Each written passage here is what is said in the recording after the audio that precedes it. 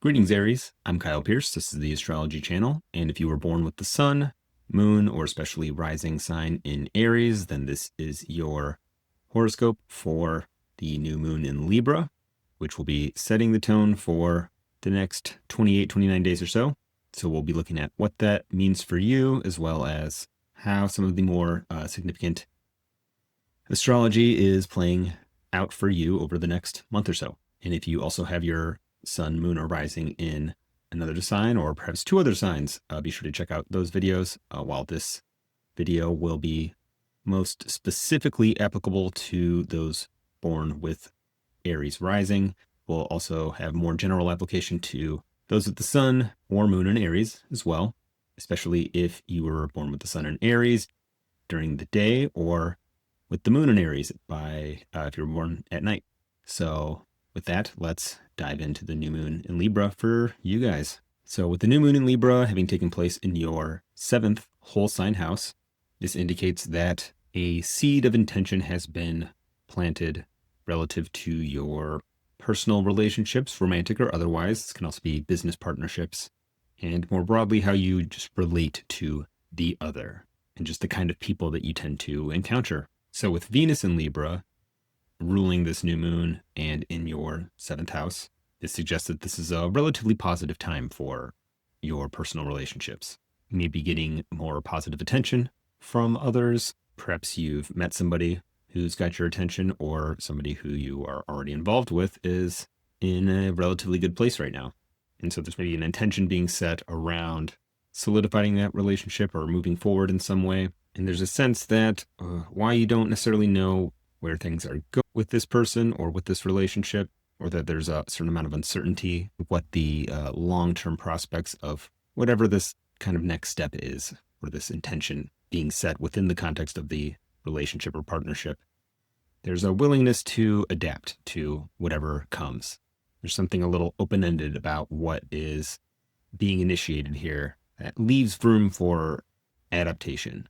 So if you're receiving any invitations, or you're going on any dates or anything, expect a good time, but don't try to necessarily nail down the final destination of whatever that relationship is. For some of you, this could look like an intention to begin the process of investing in some sort of property together, even purchasing a home, or maybe even having a child, especially because the Mercury-Mars conjunction taking place in your 8th house, which occurred just before this new moon and is not only baked into what will be taking place over this next month, but later on in early November or so, Mercury is going to station retrograde and return to Scorpio, to your 8th house, and revisit to the same degrees where this conjunction is taking place. So if you were maybe having to have some uncomfortable discussions, really peel back the layers on the material resources that you are both bringing into this potential joint venture, which could have stirred up some uncomfortable feelings or struck a couple nerves here and there. This is a potentially very positive thing, nonetheless, even if it was a little uncomfortable, because the issues that are sort of being brought to the surface for review, for discussion, are going to be obviously very impactful if you're going in on some major investment together or some long-term joint project. And so if there was any hurt feelings after this discussion, or maybe some doubts arose, or there was some defensiveness, there will be opportunities to revisit this topic, whatever discussions took place, and potentially identify solutions, identify what the barriers are, what the maybe sources of defensiveness, if there was any, are, and address them and potentially come to a more informed decision that may require some scaling back of expectations a little bit. What a lot of this ties back into is Jupiter, which has been transiting your 4th whole sign house since around spring, early summer, which has really been about stabilizing and addressing any sources of instability within your home life, your personal life, your family life. A lot of you maybe have been looking to purchase homes or to relocate to a better situation, which for some of you may have already involved a certain amount of scaling back or pulling back to regroup, because Jupiter in Cancer isn't necessarily trying to expand indiscriminately and just give you something you're not ready for. It wants to bring you the good based on what your actual needs are and put you in a position to achieve a more enduring long-term prosperity, which may have already involved scaling back. It's really going to depend on, what the circumstances of your particular fourth house is. However, the way everything is sort of tying into that topic and your personal relationships, your shared resources, even if this isn't with a significant other, somehow this topic of home and family is needing to factor in what others are bringing to the table and needing to really sort those things out. This may also include discussions about, your debts or your financial obligations and how that factors into what is possible for you in terms of your home situation. If you are looking to move, or if you are looking to do some sort of home improvement, or even expand your family in more literal terms, these under any context are going to be important topics to review if you're doing any of those things, right? But the current astrological weather sort of pushes us towards confronting them in a more overt way and stirring up anything which may potentially support or potentially threaten or hinder the long-term prosperity of your home and family situation. So a lot of what this next month or so is going to be about is going through this process of reviewing the support you can potentially get from others from various different perspectives or angles, and potentially really defining, what the parameters of a shared arrangement looks like. Who's taking on what role, who's taking responsibility for this, who's taking responsibility for that. These are good things. And, perhaps for some of you, towards the end of October, towards the beginning of November, there may be a bit of a push to get started. Like, yeah, we can do this. Let's go.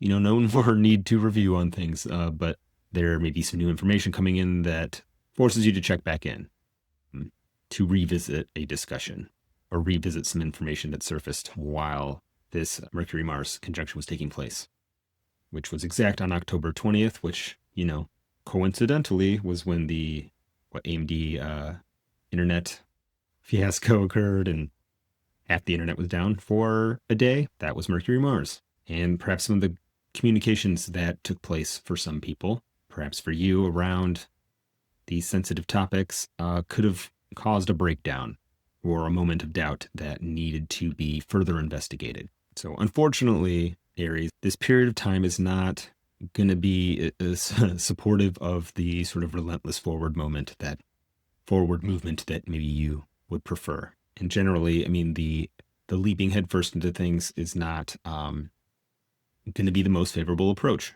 Not necessarily just right now, but later on when Saturn gets into Aries, that approach to things may be externally rewarded and maybe a little bit more of the quality of time where many are doing that. But you could potentially be more at risk to running into some of the problems with that. So this is a really good time to do, the thing you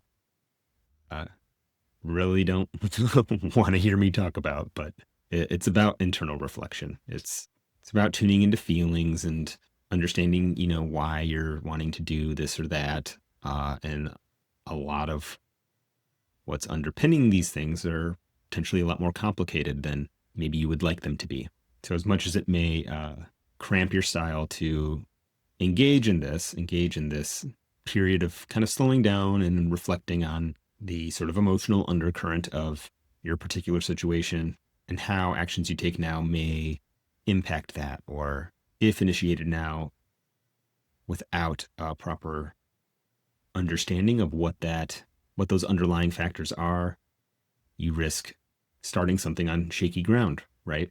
Moving forward on something that isn't going to support you long term. And we don't want that. Save your strength. Do as much prep as you can for Saturn's time in Aries, which will start on Valentine's Day 2026 and will be an ongoing factor for a couple of years. And your endurance is going to be tested. You're going to be pushed to your limits and asked to do more. And you definitely want to set yourself up to be able to have a kind of soft landing in case you burn out, right? So firming up your relationships, having those difficult conversations about mutual support, and really identifying who your ride or dies are, right? Uh, that's what this period is about. So take it slow, don't rush into anything, and just be prepared to take in new information as it comes. That's all I got for you, Aries. Thanks so much for tuning in. If you are interested in a more personalized look at the month ahead, the year ahead, or just want to get to know your birth chart better, you can book a reading with me at kylepierceastrologer.com. I offer natal consultations, I offer synastry readings, I offer planetary remediation readings, which focus on identifying planets which represent challenges in your life, and where we develop a set of practices which target those planets which we want to get better results out of by sort of targeting them at their astrological root. So if that's something that interests you, you can book a reading with me at kylepierceastrologer.com. All right, good luck this month, Aries, and happy Halloween. Ta-ta for now.